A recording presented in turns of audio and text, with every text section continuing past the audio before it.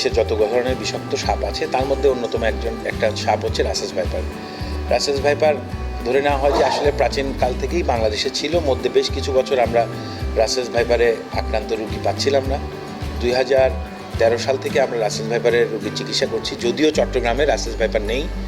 বাংলাদেশে প্রথমে পদ্মা অববাহিকা ধরে রাজশাহী বিভাগে রাসেস ভাইপার পাওয়া গেলেও ধীরে ধীরে বাংলাদেশের যমুনা অববাহিকা এবং মেঘনা অববাহিকা ধরে দেশের প্রায় 27টি জেলাতে রাসেস ভাইপার এখন ছড়িয়ে পড়েছে।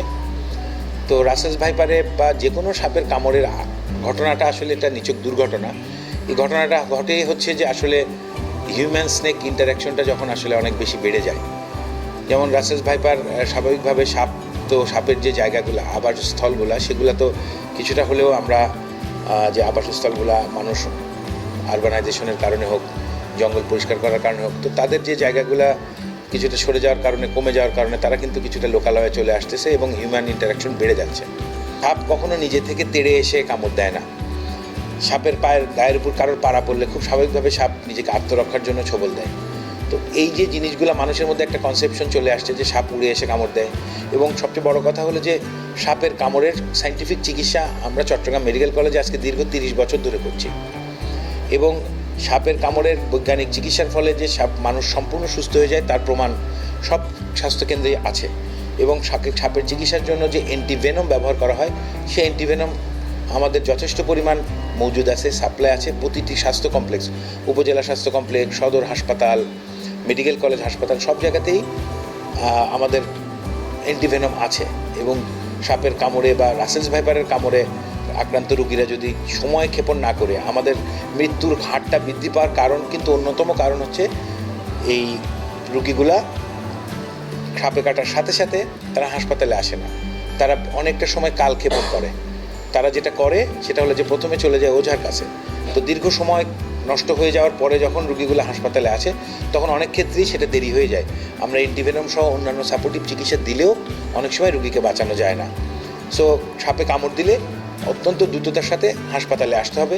ইমিডিয়েটলি হাতে কামড় দিলে হাত ইমোবিলাইজ করা, পায়ে কামড় দিলে পায়ে হাঁটতে না দেওয়া, মুখে কিছু খাবার না দেওয়া, ওঝার কাছে যে সময় নষ্ট না করা, এই প্রাথমিক কাজগুলো করে অত্যন্ত দ্রুততার সাথে যদি হাসপাতালে আসে, নিকটবর্তী সরকারি হাসপাতালে, সেখানেই কিন্তু সাপের কামড়ের চিকিৎসা তারা পাবে।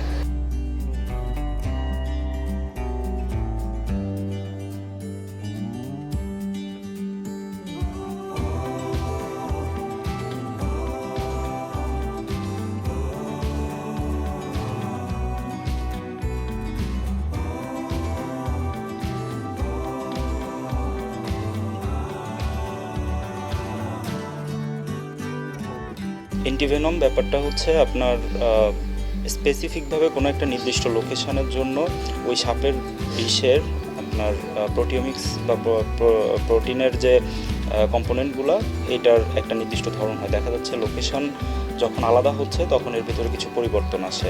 তো সেই পরিবর্তনটা কতটুকু পরিবর্তন আছে, কী পরিবর্তন আছে, এই পরিবর্তনটা আমরা বাংলাদেশের যত জায়গায় রাসেস ভাইপার পাওয়া যায় সব জায়গা থেকে সাপগুলোকে কালেকশন করে তাদের বিষ নিয়ে আমরা সেই কাজটি করেছি, এবং এটা চলমান একটা কাজ। এরপরে রাসেস ভাইপার যেখানে যেসব জায়গাতে আছে আমাদের ওই সব জায়গার রাসেস ভাইপারই কালেকশন আছে। ভেনম রিসার্চ সেন্টার সব জায়গায় রাসেস ভাইপারের আপনার স্পেসিমেন কালেকশন করছে, সেখান থেকে সাপগুলোর বিষ নিয়ে কাজ চলছে।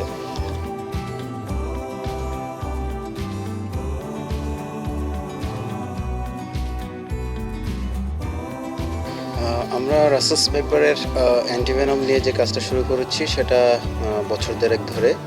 আমরা চট্টগ্রাম বিশ্ববিদ্যালয় প্রাণীবিদ্যা বিভাগে আমাদের একটা নতুন ল্যাবরেটরি তৈরি করা হয়েছে। সেখানে আমরা মুরগি এবং ছাগলের শরীরে রাসেস ভাইপারের ভ্যানম দিয়ে সেখানে অ্যান্টিবডি তৈরি করার চেষ্টা করতেছি। তো এখন যে আমরা সেই অ্যান্টিবডিগুলো সেপারেট করার কাজ চলতেছে।